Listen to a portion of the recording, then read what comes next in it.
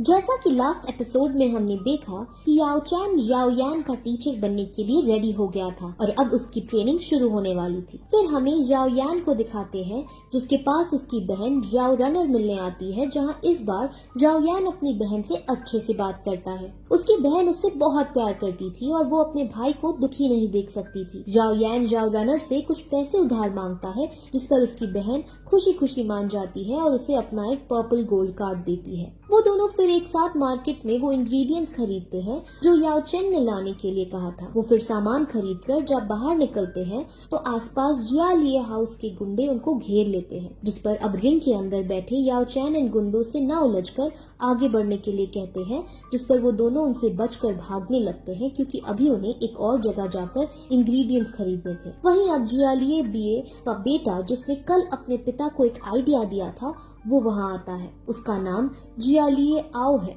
और वो इतना बेरहम है कि जो भी उसके सामने आता है, यानी गलती से अगर कोई उससे टकरा भी जाता है तो उसे तुरंत मरवा देता है। वहीं याओ यान अब एक दुकान पर पहुंचकर लेवल 1 की वुड कोर की मांग करता है। वो खरीदारी कर ही रहे होते हैं कि अचानक जियालिए वहां आकर तबाही मचाने लगता है, जिसको रोकने अब जियाओ यान जाता है। वहीं जियालिए आओ के आदमी उसे चारों तरफ से घेर लेते हैं और अब जियालिए आओ भी वहां आकर उसको मारने ही वाला होता है कि तभी उसकी बहन जियाओ रनर वहां आकर उसे बचा लेती है। जियालिए आओ जियाओ रनर को देखता है, उससे बदतमीजी से बात करके उससे फ्लर्टिंग वे में बात करने लगता है और कहता है कि इससे तो मैं ही शादी करूंगा। याओ यान को बहुत गुस्सा आता है, लेकिन तभी वहाँ याओ क्लैन के गार्ड्स आने वाले थे, इसीलिए जियालिए आओ वहाँ से चला जाता है। याओ यान फिर सभी इंग्रेडिएंट्स को लेकर ट्रेनिंग करने बैठता है, जहाँ याओ चैन अब उन इंग्रेडिएंट्स को यूज करके एक लिक्विड पोशन बनाते हैं और याओ यान की ट्रेनिंग फिर स्टार्ट होती है। उससे पहले फायर को प्रोड्यूस करना और उसे कंट्रोल करना सिखाते हैं।